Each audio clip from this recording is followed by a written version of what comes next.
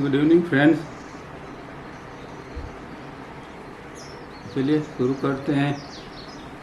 Education for attention second chapter हम पढ़ रहे थे।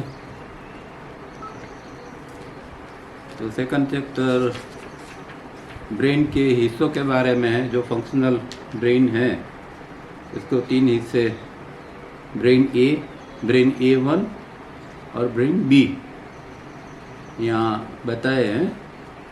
और इसी तरह का हम डिस्कोर्सिस में भी देख चुके थे, तो इसमें जरा अलग रूप से बताया है। और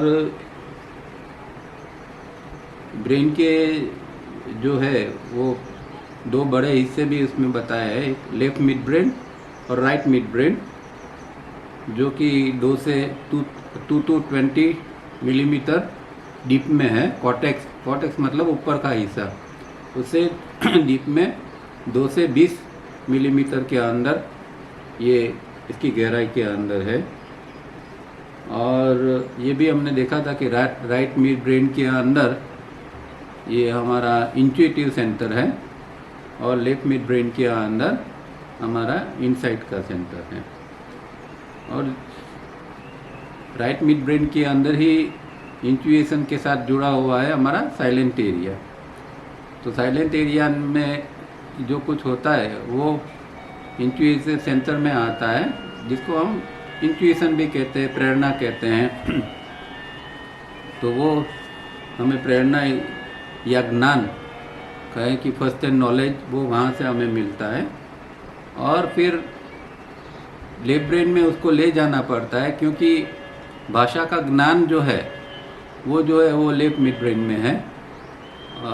तो एक चीज़ एब्स्ट्रैक्ट में किसी चीज़ का ज्ञान हुआ, वही ज्ञान को हमें दूसरे को देना है, तो फिर हमें भाषा का उपयोग करना पड़ेगा, भावों का उपयोग करना पड़ेगा। तो ये चीज़ें जो है वो हमारे लेफ्ट मिड ब्रेन के अंदर पड़ा है, तो उसका उपयोग करके हम उसको प्रकट कर सकते हैं। इसीलिए इसको एक को जो है वो वर्बल ब्रेन कहा है और दूसरा जो है नॉन वर्बल ब्रेन। तो जो राइट मिड ब्रेन है, नॉन वर्बल है, वहाँ सिर्फ एक अनुभूति होती है किसी चीज़ की, किसी ज्ञान का। पर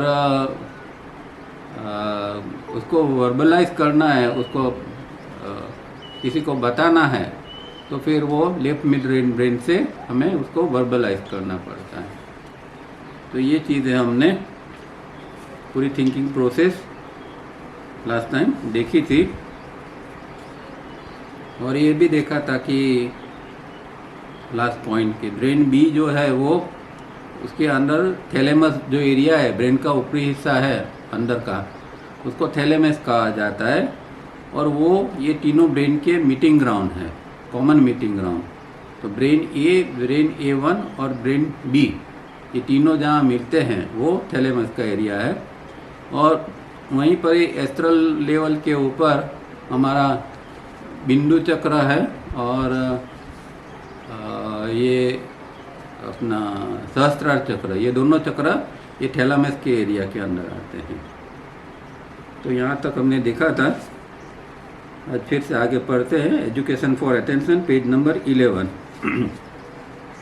Each of the 5 chakras or mini brains with their corresponding centers in brain B go on performing day and night the complex functions involving the upkeep of the organism as a whole। तो हम जानते हैं कि B जो brain B है उसका main काम तो एक एडमिनिस्ट्रेट करना है और अपकीप करना है। पूरी जो बॉडी ब्रेन सिस्टम है उसकी सार संभाल लेना है, वो उसका मेन काम है। और उसके साथ में उसको जो उसके अंदर जो ये 5 चक्रा जिसको हम कहते हैं या मिनी ब्रेन भी कहते हैं, तो मूलाधार से लेके विशुद्धि तक के जो 5 चक्र है वो पांचों चक्र ये इस एरिया के अंदर, इस बी ब्रेन के अंदर आते हैं। और वो इस तरह ये जो मेंटेनेंस का काम है, अपकीप का काम है, उसमें वो सपोर्ट करते हैं। In sleep This communication between the 5 centers in the spine and the corresponding centers in brain B is cut off to bring about the condition of sleep, so that the major part of the brain may receive the necessary rest and recoupment, and the mini brains carry on with the maintenance of the organism. अब क्या है कि हम जानते हैं कि भाई दिन में काम करते हैं और रात को सोते हैं, तो रात को शरीर को और हमारे ब्रेन को रेस्ट की, शांति की और आराम की ज़रूरत होती है। अब जिसके जो कुछ फंक्शंस है, ब्रेन का जो कनेक्शन है हमारे पूरी नर्वस सिस्टम के साथ में, तो कुछ जगह पर वहाँ उसको कट ऑफ करना पड़ता है कि जिसे ब्रेन आराम के अंदर रहे और फिर भी बॉडी ब्रेन के अंदर की जो दूसरी क्रिया प्रक्रिया है वो रात भर चालू रहे, और जो अंदर सेल्स का रिपेयरिंग का काम और दूसरा जो मेंटेनेंस का काम है वो भी रात को चालू रहे, फिर भी ब्रेन आराम कर सके। और उसके लिए स्पाइनल कॉर्ड के अंदर हमारे जो ये चक्रास है और चक्रा के साथ के अंदर जो नर्वस सिस्टम जुड़ी हुई है उसके वहाँ से कट कर दिया जाता है, इसलिए फंक्शन चालू रहते हैं फिर भी ब्रेन आराम कर सकता है। क्योंकि ये बहुत ज़रूरी है कि ब्रेन को अगर ठीक ढंग से आराम नहीं मिलता है तो फिर दूसरे दिन की प्रवृत्ति वो अच्छी तरह नहीं कर पाएगा, और वहाँ फिर ऑटोमेटिक रिफ्लेक्स एक्शन काम करना चालू कर देता है। मतलब कि जैसे कि रात को सोए हैं और ठंडी लगती है तो बाजू पर कंबल पड़ा है तो हम ऑटोमेटिक उठा लेते हैं और ओढ़ लेते हैं, या गर्मी लगती है तो कंबल को निकाल देते हैं, या मच्छर काटता है तो उसको उड़ा दिया जाता है। पर ये ब्रेन के ऑर्डर से नहीं होता है, ये स्पाइनल कॉर्ड जो है वो अपने अंदर ही जो नर्वस सिस्टम है और मिनी ब्रेन से उसके द्वारा ये काम करते हैं, तो उससे इसको जो है वो ब्रेन को आराम मिल जाता है और दूसरे पूरा बॉडी को भी आराम मिल जाता है। This is the natural state of the organism in sleep, but as the average human being does not have a natural waking state, since he suffers continuously from brooding and day dreaming, the state of sleep is disturbed by dreams and hence has a damaging influence on the organism during sleep. अब ये important बात है। सामान्य रूप में तो देखा हमने कि जो ऊपर की स्थिति है वो होनी चाहिए, पर क्योंकि हमारी अभी लाइफस्टाइल ऐसी हो गई है, हम दिन भर में भागा भागी करते हैं, इतना सारा कामकाज करना पड़ता है, विचार करने पड़ते हैं, तो एक उसकी इम्प्रेशन तो हमारे अंदर पड़ती है। दूसरी इसके अलावा हम साथ साथ में बीच में हमारा ब्रूडिंग और डे ड्रीमिंग भी चालू रहता है अंदर। तो ये सब के कारण क्या होता है कि रात को जब हम सोने जाते हैं तो ये जिस तरह ये एक कट ऑफ होना चाहिए और ब्रेन को रेस्ट मिलना चाहिए वो नहीं हो पाता है। कुछ इम्प्रेशंस अंदर चालू रह जाती है और रात को भी जो विचार आते हैं वो ड्रीम्स के रूप में आते हैं, तो ड्रीम्स रात को चालू हो जाती है। इसीलिए देखते हैं कि आजकल के लोगों को 7-7, 8-8 घंटा आराम करने के बाद भी सुबह में उठते तो इतने फ्रेश नहीं उठते हैं, क्योंकि अंदर की सर्किट कुछ ना कुछ चालू रह जाती है, अंदर कुछ विचार है, ड्रीम्स वगैरह चालू रह जाते हैं, तो उसके कारण जो ब्रेन को आराम मिलना चाहिए वो आराम नहीं मिल सकता है। तो ये एक सबसे दिक्कत वाली बात है, और ये नेचुरल उसकी स्टेट नहीं है।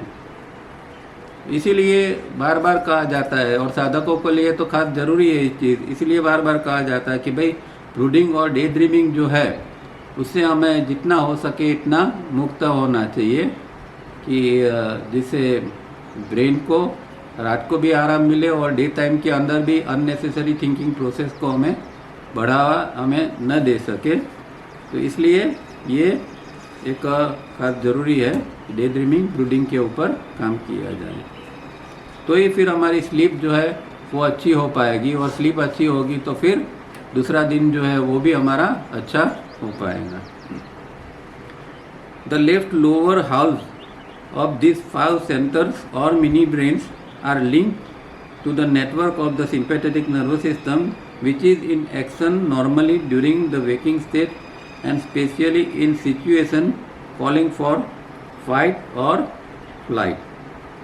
अब जो ये सारा खेल तो मिनी ब्रेन्स का है, मतलब चक्रों और जो नर्वस सिस्टम है सिंपैथेटिक और पैरासिम्पैथेटिक, इन सब का इसमें मेजर रोल है। सारा खेल जो है वो इनसे ही होता है। तो नॉर्मल कोर्स के अंदर जो ये 5 सेंसर्स जो है हमारे, उसका लेफ्ट साइड का जो पार्ट है वो सिंपैथेटिक नर्वस सिस्टम के साथ होता है। और सिंपैथेटिक नर्वस सिस्टम का काम क्या है हमारे सिस्टम के अंदर? चीज़ों को बढ़ावा देना, कि भाई हार्मोन्स की ज़रूरत है तो हार्मोन्स को बढ़ाओ, ब्लड सर्कुलेशन को बढ़ाना है तो ब्लड सर्कुलेशन को बढ़ाओ, रेस्पिरेटिव रेट को, श्वास को फास्ट करना है तो श्वास को फास्ट करो। ये सारी चीज़ जो है वो सिंपैथेटिक नर्वस सिस्टम से होती है। तो जब कुछ चीज़ें ऐसी बनती है तो उस दौरान फिर ये सिंपैथेटिक नर्वस सिस्टम एक्टिव हो जाती है और उसका सिक्रेशन, इसके द्वारा सिक्रेशन ज़्यादा रिलीज होने लगते हैं।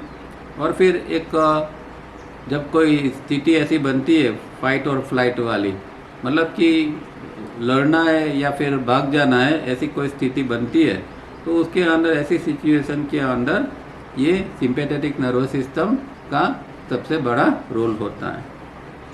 Awakening of the sympathetic nervous system speeds up all the functions of the organism such as faster rate of breathing, rush of blood to the extremities, chemical changes in the blood stream etc. तो ये हर चीज़ को बढ़ावा करने का काम ये sympathetic nervous system द्वारा होता है। और पैरासिम्पैथेटिक नर्वस सिस्टम उससे विपरीत काम करती है। The right upper house of this 5 centres और mini brains are linked to the network of the parasympathetic nervous system which operates in order to correct stress and tension. When the sympathetic nervous system has been activated and bring in excited or abnormal organism back to normal conditions. अब जैसे कहा, इस तरह ये parasympathetic का role क्या है, और पैरासिम्पैथेटिक किससे जुड़ी है कि right upper house of 5 mini brain. तो जो 5 चक्र का जो राइट पार्ट है उसके साथ में ये पैरासिम्पैथेटिक नर्वस सिस्टम जुड़ी हुई है। और वो जो है वो टेंशन वगैरह जो अंदर आया है, एक्साइटमेंट आया है, उसको कम करती है। जैसे ऊपर की स्थिति में फाइट या फ्लाइट वाली स्थिति में सिंपैथेटिक ने सब बढ़ा दिया, अब फिर पैरासिम्पैथेटिक को उसको नॉर्मल करना पड़ेगा, उसको बैलेंस में लाना पड़ेगा। तो पैरासिम्पैथेटिक फिर काम करती है, तो ये सारी सिस्टम जो है वो धीरे धीरे करके फिर से नॉर्मल होती जाती है। पर हम जानते हैं, टावरिया जी बार बार कहते हैं कि भाई एक सामान्य आदमी के अंदर पैरासिम्पैथेटिक नर्वस सिस्टम खास तौर से काम नहीं करती है। और यही कारण है कि हमारे अंदर जो इमोशंस जो है वो इमोशंस का तूफान चालू रहता है। मानो कि कोई घटना घटी और उसके कारण सिंपैथेटिक नर्वस सिस्टम ने सब एक्साइट कर दिया, सब चीज़ों को बढ़ा दिया। अब क्या होगा कि अगर आपकी पैरासिम्पैथेटिक नर्वस सिस्टम काम नहीं करती है तो क्या होगा? जैसे कि किसी कारण एक व्यक्ति को गुस्सा आ रहा है और सिंपैथेटिक नर्वस सिस्टम जो है वो एक ग्लैंड है हमारे अंदर जिसको एड्रिनल ग्लैंड कहते हैं। तो उसका जो सिक्रेशन होता है एड्रिनलिन हार्मोन, वो जब ब्रेन में जाता है तो बॉडी के अंदर ये एक्साइटमेंट की कंडीशन आती है, एक फाइट और फ्लाइट की कंडीशन आती है, ब्लड सर्कुलेशन फास्ट हो जाता है, रेस्पिरेटरी। हम देखते हैं ना किसी को जब वो एक्साइट होता है, गुस्से होता है, तो कैसा उसका श्वास सब कुछ चलता है, वो हम देखते हैं। तो वो कारण ये है कि सिंपैथेटिक नर्वस सिस्टम ने काम तो कर लिया, अब वो व्यक्ति के अंदर पैरासिम्पैथिक काम नहीं करती है। तो कई बार तो ऐसा होता है कि सिचुएशन नॉर्मल हो गई पर फिर भी जो एक्साइटमेंट है वो कम नहीं हो रहा है। तो बहुत सारी बार हम इस तरह का देखते हैं कि एक बार जो अंदर सिस्टम पूरी एक्साइट हो गई, जो सामान्य रूप में नॉर्मल कोर्स में नॉर्मल हो जानी चाहिए, पर वो नहीं होती है, क्योंकि ये मेन कारण ये है कि पैरासिम्पैथेटिक नर्वस सिस्टम काम नहीं करती, और इसीलिए इसी कारण हमारे अंदर टेंशन भी दिन ब दिन जो है वो एक्यूमुलेट होता जाता है। जो लोग जॉब करते हैं, बाहर काम करते हैं, वो और कई लोगों का टेंशन वाला काम होता है, तो टेंशन इकट्ठा होता जाता है। टेंशन को बैलेंस होना या इसको नॉर्मल होना होता नहीं है, क्योंकि पैरासिम्पैथेटिक सिस्टम ही व्यक्ति के अंदर ढंग से काम नहीं कर रही है। तो इसीलिए योग के अंदर पैरासिम्पैथेटिक सिस्टम का इतना सारा महत्व है कि भाई जब तक हम उसको ये प्रैक्टिस द्वारा इसको सही ढंग से चलाएंगे नहीं, इसको एक्टिवेट नहीं करेंगे, तब तक हमारी सिस्टम में ये गड़बड़ी होती रहेगी। और फिर अगर सिस्टम ही ढंग से काम नहीं करेगी, एक्साइटमेंट टेंशन ज़्यादा अंदर बढ़ता रहेगा, तो फिर साधना क्या हो पाएगी। तो इसके लिए खास ज़रूरी है कि हम धीरे धीरे करके पैरासिम्पैथेटिक सिस्टम को एक्टिवेट करें, ताकि दोनों साइड बाय साइड काम करे। एक सिंपैथेटिक की ज़रूरत है तो उसने काम कर लिया, अब परिस्थिति नॉर्मल है तो पैरासिम्पैथेटिक काम करती है और उसको नॉर्मल बनाती है। इस तरह कामकाज होना चाहिए। Unfortunately this corrective action by the parasympathetic system fails to work in almost all human beings, leading to a chronic and cumulative state of tension. This again calls for techniques and practices presented later. तो यही है कि ये tension वगैरह बढ़ता ही जाएगा, क्योंकि वो उसको जो करेक्ट करने के करेक्टिव एक्शंस है, वो करेक्टिव एक्शंस पैरासिम्पैथेटिक द्वारा जो लिए जाने चाहिए वो नहीं लिए जाते हैं, तो फिर ये टेंशन वगैरह हमारे अंदर बढ़ता जाता है। तो ये इससे हम ये भी समझ सकते हैं कि योगा की प्रैक्टिस कितनी इम्पोर्टेंट है। वैसे लोग सिखाने वाले ऐसे बोल तो देते हैं कि भाई योगा करो, टेंशन कम हो जाएगा, ये हो जाएगा, पर किस तरह साइंटिफिक ढंग से कोई समझाता नहीं कि भाई टेंशन किस तरह कम होगा। तो जब हम ये पढ़ते हैं तो समझ में आता है कि भाई ये योगा करने से हमारे अंदर पैरासिम्पैथेटिक सिस्टम एक्टिवेट होगी, तो फिर हमारे अंदर जो टेंशन एक्यूमुलेट होता है वो धीरे धीरे करके नॉर्मल हो जाएगा। For those human govern by the 4 centres working non stop in the registration area, the intellectual centre having intensity 2, emotional center with intensity 4, sex centers with 8, and movement center with 2 in the established ratio of 2:4:8, refer diagram 1. The parasympathetic nerve fibers do not function to bring back an excited organism to balance and harmony. तो वही बात है कि जब हमारी ये पूरी sympathetic nervous system के कारण सिस्टम जो एक्साइट हो जाती है, तो हमारा जो रजिस्ट्रेशन एरिया के अंदर जो 4 केंद्र है, सेंटर्स है, वो भी एकदम एक्टिव हो जाते हैं, और फिर जिस तरह का हमारा रेशियो होता है उस तरह का फिर विचार या भाव बनने लगते हैं। तो नॉर्मल व्यक्ति के अंदर जो उसका रेशियो हम जानते हैं 2:4:8 का है, चारों centre intellectual, emotional, sex and movement, ये चारों सेंटर का 2:4:8 का रेशियो। यहाँ एक और शब्द भी यूज़ किया, एस्टैब्लिश रेशियो। एस्टैब्लिश रेशियो मतलब क्या है कि ये तो फिक्स ही है ऐसे लोगों के अंदर जो एकदम नॉर्मल जीवन जीते हैं, उसके अंदर ये 2:4 का एकदम एस्टैब्लिश है, और शायद ही वो इस रेशियो से ऊपर जा सकते हैं। दूसरे जो व्यक्ति है जो थोड़ा प्रयत्न करते हैं अपने ऊपर, वो लोग जो है ये एस्टैब्लिश रेशियो से निकल के 5:1 की ओर जाते हैं।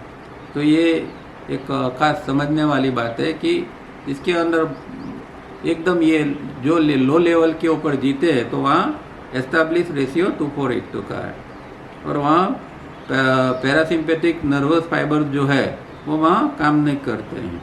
तो इसीलिए जो एक्साइटेड ऑर्गेनिज्म है वो नॉर्मल और बैलेंस में नहीं आते हैं, हार्मनी में नहीं आते हैं।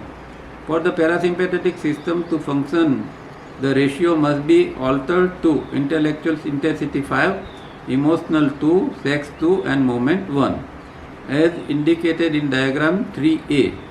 Notice the balance between the intellectual center 5 on the one hand and the other three centers 2 plus 2 plus 1 is equal to 5 on the other. तो ये दूसरा जो है पैरासिम्पेथेटिक सिस्टम जब काम करने लगेगी तो दूसरा एक रेशियो बनेगा और वो रेशियो बनेगा 5:1 का, जिसके अंदर ये चारों केंद्र का ये होगा। अब ये जो है इसको बैलेंस क्यों कहा गया है, जो डायग्राम 3A के अंदर है इसमें 5:1 है, तो 5 जो है वो एक साइड के ऊपर है इंटेलेक्चुअल, मतलब कि सत्व। तो सत्व का जो रेशियो है, सत्व का जो इंटेंसिटी है सत्व की, वो 5 है। मतलब कि इतनी ऊंची इंटेंसिटी अकेली सत्व की है, उसके सामने रजस, तमस और मूवमेंट तीनों की जो 2, 2, 1, तो तीनों की मिला के जो 5 होता है, तो एक और सत्व है और बाकी के तीनों सेंटर्स के जो ये इंटेंसिटी है, ये तीनों इंटेंसिटी है, इसलिए ये बैलेंस स्थिति उसको कहा जाता है। तो ये 3A की एस्टैब्लिश स्थिति है। और इन बिटवीन जो है वो डायग्राम 2 की है, जिसमें फ्लक्चुएशन होता है, कभी 2-4-8-2 की और कभी 5-2-1 की और। इस तरह सामान्य साधक जो होते हैं और इन सब की ये इन बिटवीन की स्थिति बनती रहती है। जब एक बार साधना करके व्यक्ति आगे निकल जाता है, थोड़ा प्रत्याहार तक पहुंच जाता है, तो फिर वो 3A की स्थिति में वहाँ ये 5:1 एस्टेब्लिश हो जाते हैं। Those making unsuccessful attempt to be constantly in the ratio 5:1 and who drop back time and again to ratio 2:4:8 are reflected in diagram 2. तो ये हम जानते हैं कि ये दो प्रकार के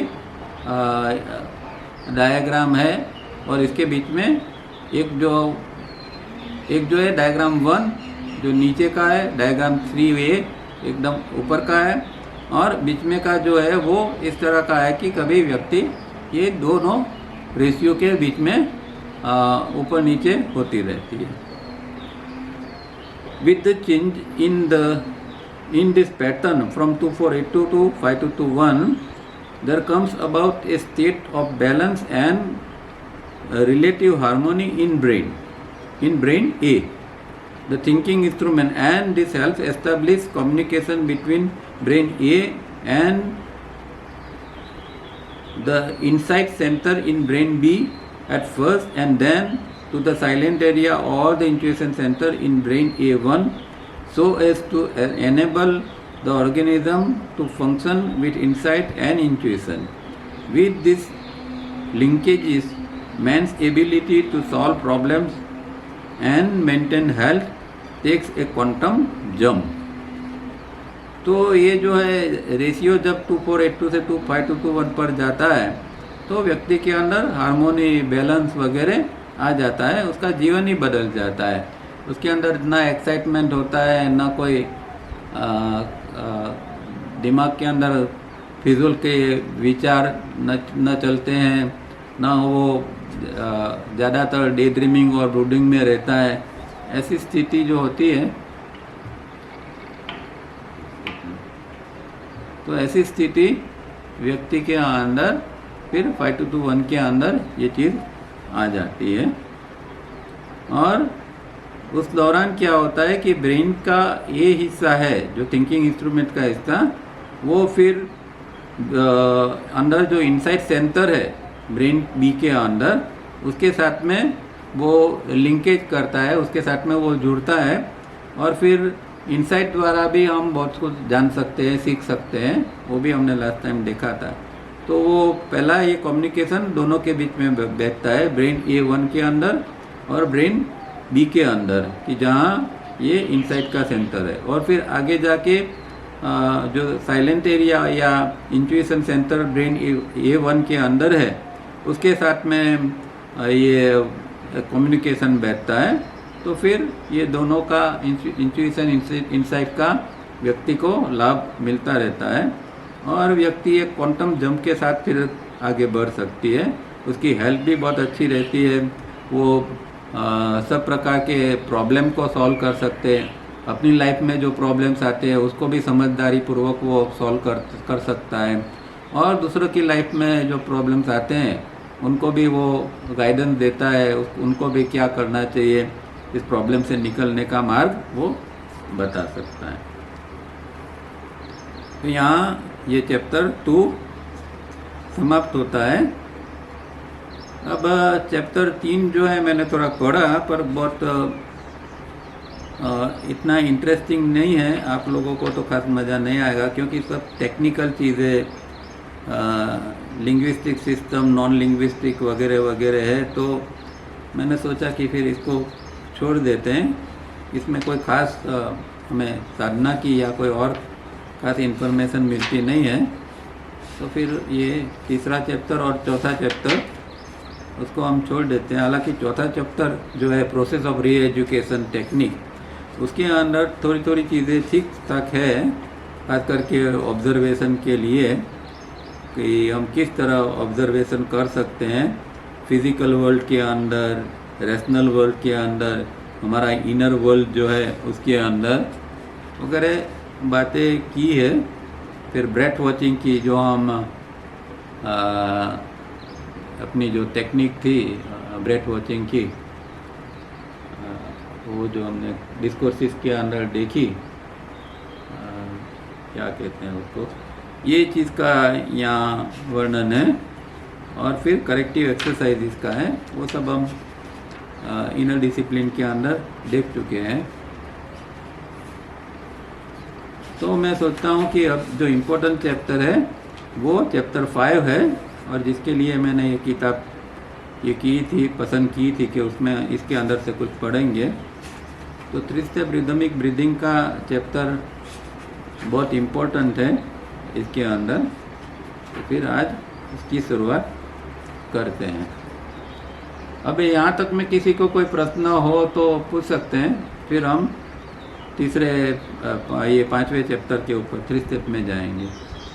किसी को प्रश्न है तो अभी हम प्रश्न ले सकते हैं, हमारे पास टाइम है। Good evening sir. हाँ हाँ बोलिए सर, इसमें बोला है कि पैरासिम्पैथेटिक सिस्टम की कुछ प्रैक्टिसेस हैं। हाँ। तो जैसे अभी मेरे से अगर कोई पूछता है, मैं कॉटन डालती हूँ राइट नॉस्ट्रल में, तो अगर मेरे से कोई पूछता है कि भाई कॉटन क्यों डालती हो, तो मैं उनको ऐसे बोलती हूँ कि कोई सन के आफ्टरनून में रेज बहुत खराब आते हैं, उसको रोकने के लिए मैं डालती हूँ। तो एक्चुअल में उनको क्या बोलना चाहिए सर मुझे, क्योंकि वो पैरासिम्पैथेटिक अभी हम लोग बंद कर दे रहे हैं, क्योंकि राइट साइड आपने बोला कि पैरासिम्पैथेटिक काम करता है जो स्ट्रेस और टेंशन को टेंशन लेने से रोकता है, मतलब पैरासिम्पैथेटिक नर्वस सिस्टम। तो अगर मैं कॉटन डाल दे रही हूँ तो हम लोग वो पैरासिम्पैथेटिक को क्लोज कर दे रहे हैं। उसको अभी तो हमें ईडा पिंगला से देखना है, उसको पैरासिम्पैथेटिक उसके साथ अभी हम ये नहीं करते हैं।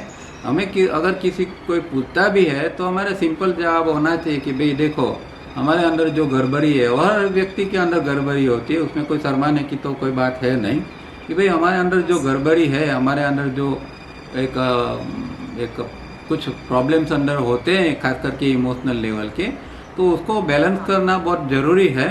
और इसको बैलेंस करने के लिए राइट नॉस्ट्रियल जो है वो 1 से 4 में खास टाइम पर बंद करना है। अब उसके सन के रेज की बात नहीं है, रेज एक अलग चीज़ है और प्राण अलग चीज़ है। होता क्या है कि सन जो है वो जो प्राण फेंकता है पृथ्वी के ऊपर, तो हम लोग वो प्राण को वो इतना उग्र होता है, इतना ज़्यादा इंटेंस होता है, तो उसको हम डायरेक्ट ले नहीं सकते। तो एक नेचर ने प्रोविज़न बनाया है कि जो प्राण सूर्य से आता है उसको पृथ्वी एब्सॉर्ब कर लेती है, और फिर पृथ्वी उसका जो अंदर जो कोर पार्ट है वहाँ उसका प्राण का चर्निंग करती है। उसके अंदर अलग अलग लेयर्स है पृथ्वी के अंदर कोर पार्ट में, और वहाँ वो चर्निंग करके प्राण को, तो जो सबको ज़रूरी है ऐसा प्राण फिर पृथ्वी बाहर फेंकती है हमारे एटमॉस्फेयर के अंदर। और दावड़े जी कहते हैं खास करके नदी किनारा और जो हिल्स होते हैं उस जगह से वो ज़्यादा इस तरह का प्राण फेंकती है। तो इसीलिए हमारे जो पहले के जो आश्रम वगैरह थे तो नदी किनारे या ऋषि मुनि कोई पर्वत के ऊपर जाके तपश्चर्या वगैरह करते थे, क्योंकि प्राण की अवेलेबिलिटी वहाँ ज़्यादा होती है। तो ये कारण है कि अब क्या होता है कि कुछ समय ऐसा होता है कि जो प्राण बाहर फेंका जाता है वो कोई पर्टिकुलर टाइम के अंदर राइट नोस्ट्रियल से अंदर जाता है, तो वो ज़्यादा एक्साइटमेंट और ज़्यादा सिस्टम को वो ये करेगी, एक्साइट करेगी, ज़्यादा प्रॉब्लम्स इसमें आ सकते हैं इमोशनल लेवल के। इसीलिए पर्टिकुलर टाइम के अंदर इसको ब्लॉक करना ज़रूरी है राइट नोस्ट्रियल को, ताकि वो प्राण, एक्चुअली वो प्राण भी अच्छा है, पर अगर आप इसको पचा सकते हैं तो, जैसे कि एक बीमार व्यक्ति होता है तो उसको हम बहुत अच्छा फूड, हैवी फूड नहीं दे सकते हैं, पर कोई एकदम जिसकी सिस्टम अच्छी है उसको घी तेल वगैरह खिलाते हैं तो वो उसके फ़ायदे में है, उससे और उसको बल मिलेगा। पर बीमार आदमी को हम घी तेल खिलाएंगे तो वो बीमार और बीमार हो जाएगा। इसी तरह वो जो प्राण दोपहर को जो प्राण बाहर आता है वो ऐसा है कि अगर किसी की सिस्टम परफेक्ट है, पैरासिम्पैथेटिक वगैरह चल रही है तो उसको तो वो फ़ायदा देगा, पर नॉर्मल व्यक्ति जो है उसको फ़ायदा नहीं हो सकता है। इसके लिए वो व्यक्ति को हम सामान्य लोगों को 1 से 4 के बीच में, या फिर दूसरा टाइम तावर एजेंट दिया है 12 से 3 और 4 से 7 का, तो ये समय के अंदर हमें राइट नोस्ट्रियल खास क्लोज कर देना ज़रूरी है। Okay sir, thank you sir. Okay.